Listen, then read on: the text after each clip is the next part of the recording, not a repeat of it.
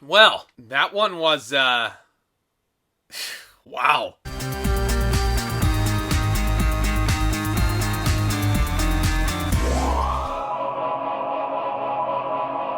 What's going on, guys? Welcome back to the channel, and yes, that's right, this is yet another brand new movie review. And this is another one, a little bit on the later side, but again, I'm glad I finally got a chance to watch it. We're hopping on Netflix today to look at His House, written and directed by newcomer Remi Weeks. And this one is just wild. A refugee couple makes a harrowing escape from war-torn South Sudan, but then they struggle to adjust to their new life in an English town that has an evil lurking beneath the surface. Well, hey, howdy, hey, would you look at that? More scares. And I realize that, again, this is not Halloween anymore, but trust me, scares are good for any time of year. In any case, first and foremost, I really dug Hill House, In any case, I really dug Hill House, and God, here I am already calling it by the wrong title. His House is a film that, first of all, is acted and represented really, really well. I love this cast. And this should be no surprise, but I love how much emotional range everybody is displaying in here. Mainly to really sell the trauma of not only the situation they're currently entrenched in, but also, maybe more importantly, the trauma of their past. The trauma within themselves. And I think all of these performers do an excellent, excellent job of selling us that these characters are in a lot of pain. And how about Remi Weeks, guys? Man, oh man, what a special debut this was. Not only is his writing on point, but his shot selections and just how this movie was pieced together in the final edit. There's some really spooky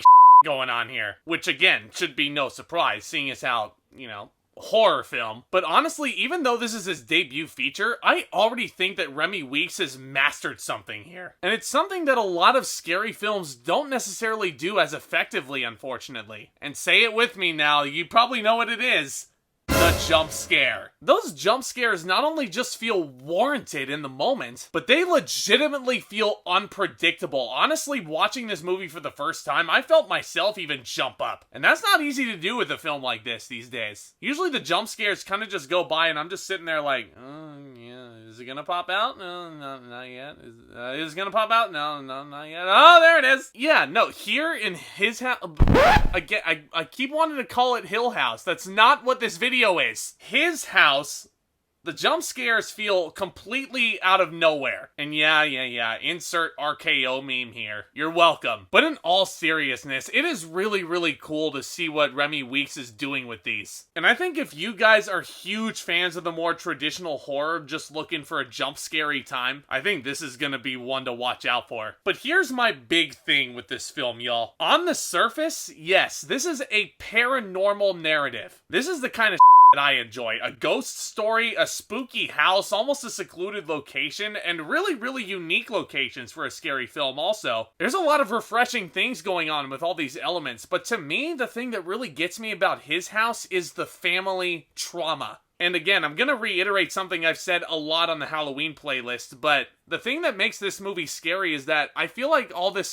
could actually happen. And I think Weeks does an excellent job of giving us this realistic feeling that I crave in movies like this. I mean, honestly, His House is a really well-performed, really well-made horror flick. And my main issue with this movie is honestly just a nitpick. I just think the movie's a little bit too short. Yeah, I wish we got a little bit more time with all these characters because I was really invested in them. Now, keep in mind, as it is, it's still really good. The film's only 90 minutes, though. These are pretty fleshed out characters over 90 minutes, but I feel like if there was a Blu-ray release for this and add in a couple more deleted scenes into that edit, I feel like we could get a lot more out of these characters. And I think if you do that, it's an even better film. And that nitpick honestly doesn't make His House a bad movie. Once again, constructive criticism is what this is all about after all. Bottom line is this, my friends. I strongly recommend that you guys check out His House. I'm gonna give it an A-.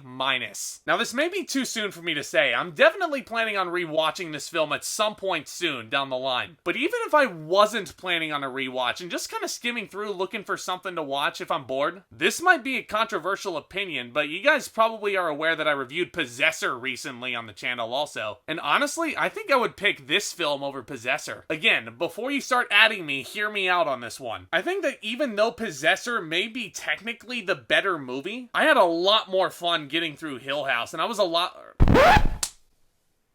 I said it again. I had a lot more fun getting through his house. I was a lot more invested in the story, and this is just a gruesome, gruesome film in its own right because it's so grounded in reality. Not that Possessor isn't, of course, but I just feel like this was a lot more plausible of a narrative. But I don't know, what do you guys think? Have you guys seen his house? Do you enjoy it? Do you not? Do you like it more than Possessor? I would love to discuss all this down with you in the comments down below. And if you guys are enjoying this content and you guys want to see more from me down the line, once again, please consider hitting that subscribe button down below as hard as you possibly can so you guys can stay in the loop anytime one of my new videos hits. And hey, just a reminder also, if you enjoyed this review, please be sure to leave a like on this video on your way out. I'd really appreciate that. Guys, thank you all for your continuous support of the channel once again. It really does mean the world. Look out for more exciting content coming to the channel very soon. As I mentioned in my Possessor review at the end, I teased that I'm going to be doing a David Fincher playlist in the build up to Mank, so keep your eyes out for that. Again, I don't have a set schedule for that. I'm going to try and get through them all before I watch Mank on December 4th. Yeah, that just about does it. Thank you all once again for your support, guys. With all that being said, back talk, commence!